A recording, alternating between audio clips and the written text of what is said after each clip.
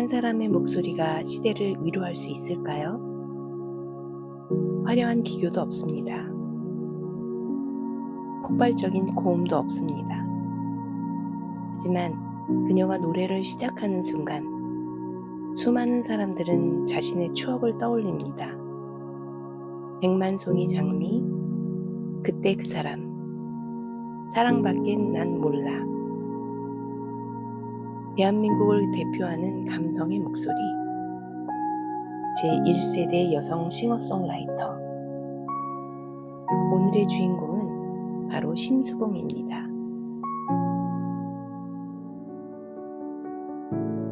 1955년 7월 충청남도 서산, 본명 신민경이 태어납니다. 그녀의 집안은 대대로 음악을 해온 예인 가문이었습니다. 조부 심정수는 가야금과 판소리로 이름을 떨친 명인이었고, 아버지 심재덕은 민요를 수집하던 음악인이었습니다. 그러나 유복한 가정은 아니었습니다. 그녀의 어머니는 1951년 일사후 때 무렵 진남 포항을 통해 남쪽으로 내려와 충남에서 아버지를 만났습니다. 신민경이 3살 무렵 아버지는 세상을 떠났고, 형편이 어려워진 집안에서 외삼촌은 한때 그녀를 고아원에 보내려 했던 것으로 전해집니다. 사랑받지 못한 윤영기는 훗날 그녀의 대표곡 하나와 조용히 맡았습니다. 그녀는 훗날 이 시절의 결핍이 사랑밖엔 난 몰라 라는 노래의 정서로 이어졌다고 돌아본 바 있습니다. 음악만은 그녀 곁을 지켰습니다. 피아노와 여러 악기를 스스로 익힌 그녀는 재즈와 로큰롤에 빠져들었고, 밴드 논스톱의 드러머로 미 8군 클럽 무대에 섰습니다. 이 시절 같은 무대를 오가던 동료 중 한 명이 훗날 가수로 함께 이름을 알리는 김수희였습니다. 정식으로 음악을 공부하고 싶었던 그녀는 숙명여자대학교 작곡과 입시에 도전했지만 낙방했고, 재수 끝에 명지대학교 경영학과에 입학합니다.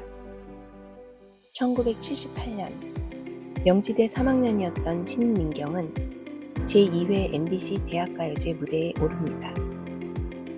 하늘색 물방울 무늬 원피스를 입고 그랜드 피아노 앞에 앉은 23세 그녀는 자신이 직접 쓰고 작곡한 노래 그때 그 사람을 부릅니다. 그녀의 연주는 관현악단과 한치의 어긋남 없이 맞아떨어졌습니다. 지켜보던 사람들의 눈이 커졌습니다. 그러나 심사위원의 평가는 뜻밖이었습니다.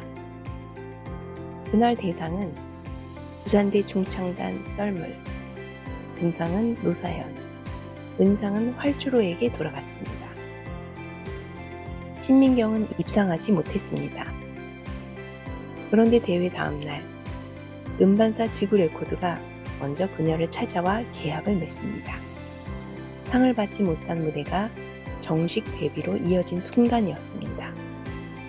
참고로 많은 사람들이 그때 그 사람을 그녀의 첫 자작곡으로 알고 있지만, 실제로 그녀가 가장 먼저 작사, 작곡한 곡은 영원히 이대로라는 곡이었습니다. 사실 대학가요제 이전인 1976년도에도 데뷔 기회는 있었습니다.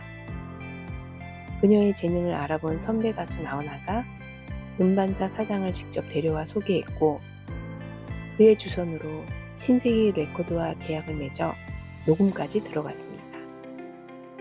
나훈아는 그녀를 위해 여자이니까 라는 곡을 직접 만들어주기도 했습니다. 그러나 음반사와의 분쟁으로 발매가 취소되면서 이 첫 시도는 무산되었고, 그녀는 그해 명지대에 입학하게 됩니다.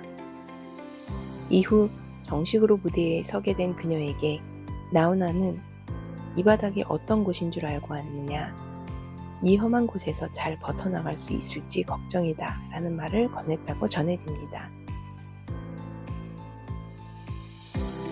1979년 그때 그 사람을 타이틀곡으로 첫 정식 앨범이 발매됩니다. 트로트의 스윙 재즈 리듬을 얹은 이 낯선 스타일의 노래는 그해 가요 순위를 휩쓸며 최고의 히트곡으로 떠올랐습니다. 대학가요제에 트로트로 출전한 것도, 재즈를 공부한 이가 트로트 가수로 데뷔한 것도 모두 이례적인 일이었습니다. 사실 그녀는 정식 데뷔 이전인 1975년 처음으로 청와대 연회에 초청되어 박정희 대통령 앞에서 노래를 부른 적이 있습니다. 그때 그 사람이 히트한 이후 그녀의 인지도는 더욱 높아졌고, 노래를 좋아했던 대통령의 부름으로 그녀는 종종 공정동의 한 연회 자리에서 노래를 부르게 됩니다. 24살, 데뷔 1년 만에 최고의 인기를 누리던 가수였습니다. 방송사 인기 순위와 음반 판매량 모두에서 상위권을 지키던 시기였고, 대중은 그녀를 트로트와 재즈를 오가는 독보적인 신인으로 기억했습니다. 그녀의 인생에서 가장 극적인 밤은 바로 이 화려한 정점의 한 복판에서 찾아옵니다.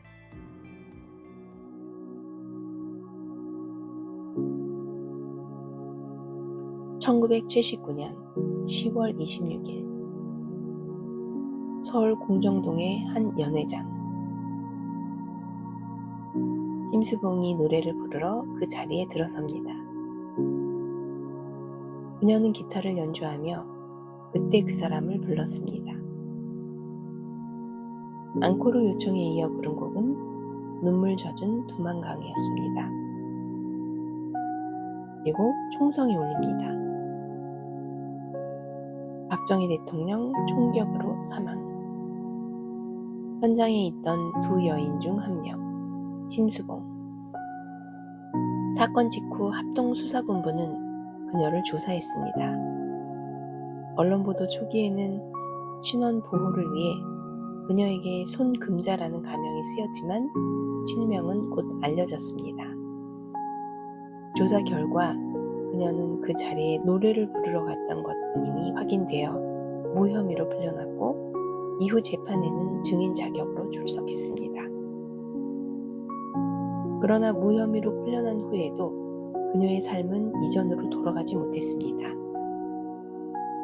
그녀의 여러 노래가 방송 금지곡으로 지정됐고, 그녀 자신도 오랫동안 방송 활동을 하지 못한 채 힘든 시간을 보내야 했습니다. 이날의 기억은 수십 년이 지난 뒤에도 그녀를 따라다녔습니다.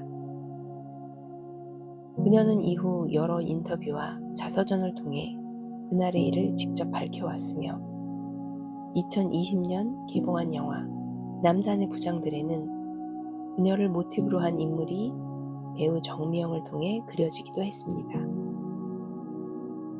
1980년에 발표한 노래 순자의 가을은 노래 속 여성의 이름이 당시 영부인의 이름과 같다는 이유만으로 금지곡이 되었고, 이 일로 그녀는 4년 동안 방송 활동을 하지 못했습니다.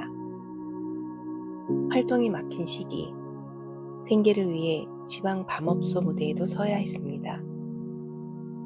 이 무렵 지방에서 업소를 운영하던 남성과 첫 결혼을 했지만 순탄치 않은 결혼 생활 끝에 이혼으로 마무리됩니다. 화려했던 무대와는 거리가 먼 인생에서 가장 힘겨운 구간이었습니다.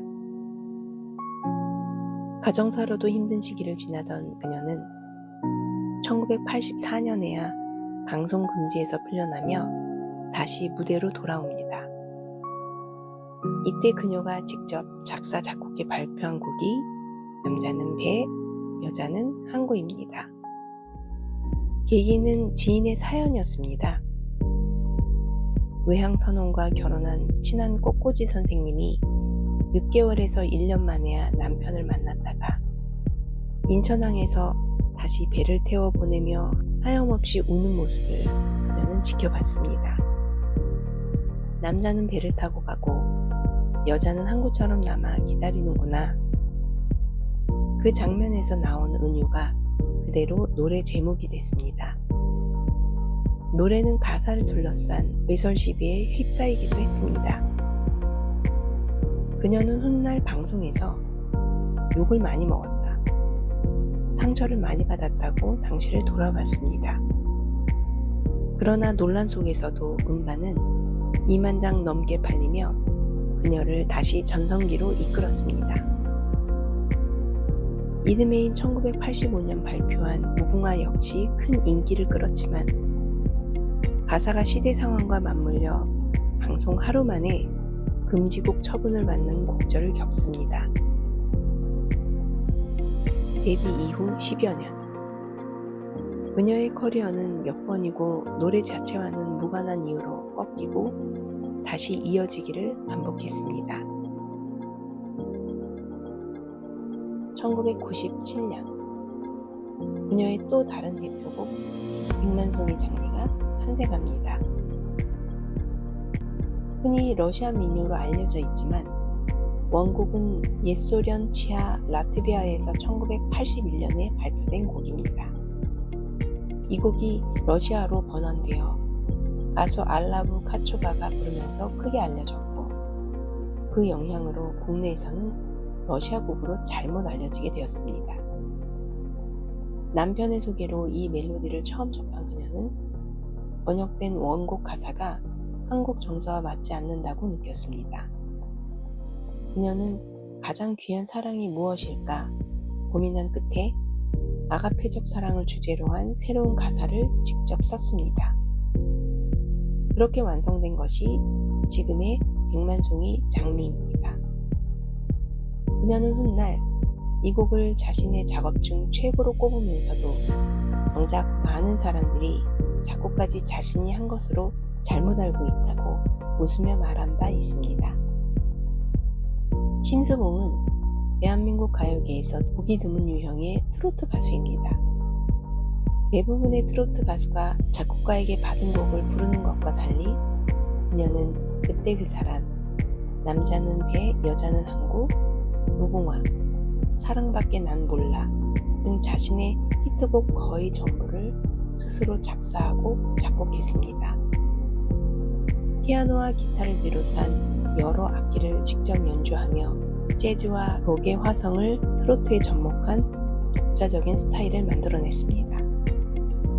이러한 음악적 성취를 인정받아 그녀는 2009년 엠넷 아시안 뮤직 어워드 명예의 전당에 헌액되었고 오늘날 한국 대중가요 제1세대 여성 싱어송라이터 중 한 명으로 꼽힙니다.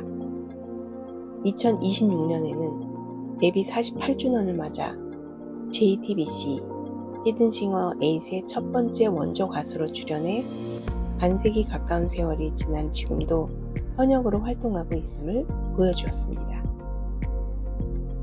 1987년 발표한 사랑밖엔 난 몰라 역시 그녀가 직접 쓴 곡입니다.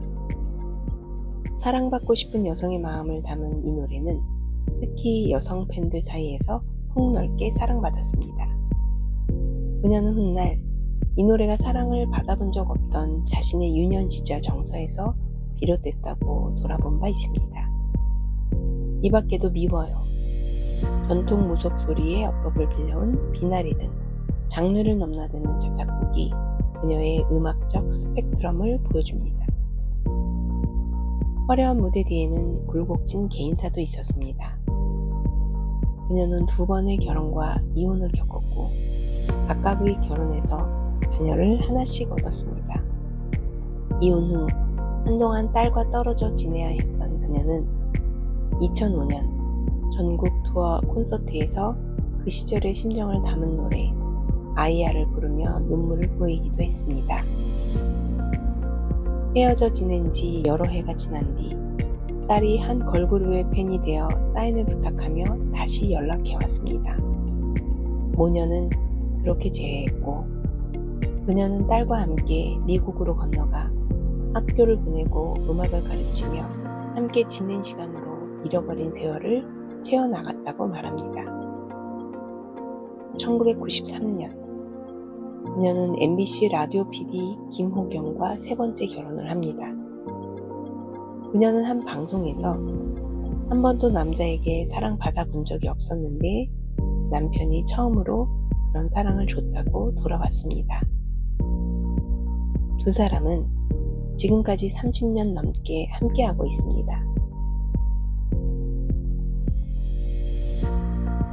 그녀는 단순히 노래를 잘하는 가수가 아니라 자신의 삶을 음악으로 기록한 싱어송라이터였습니다.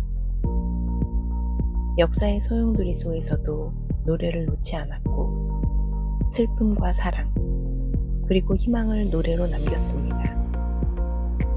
심수봉은 자주 이런 이야기를 합니다.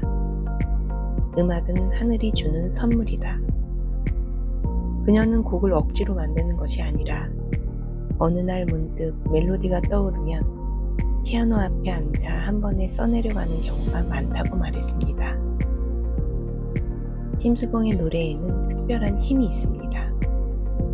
화려한 고음을 자랑하지 않습니다. 기교를 과시하지도 않습니다. 오히려 말을 하듯이 담담하게 노래합니다. 그런데 이상하게도 들을수록 마음이 먹먹해집니다. 그 이유는 그녀의 노래가 기술보다 감정을 먼저 전달하기 때문입니다. 심수봉의 노래는 듣는 것이 아니라 느끼는 것이다 라고 말합니다. 인생에는 누구나 상처가 있습니다. 어떤 사람은 그 상처 때문에 무너지고 어떤 사람은 그 상처를 예술로 남깁니다. 심수봉은 자신의 아픔을 음악으로 승화한 가수였습니다. 세월은 많은 것을 바꾸지만 진심이 담긴 노래는 시간을 이깁니다.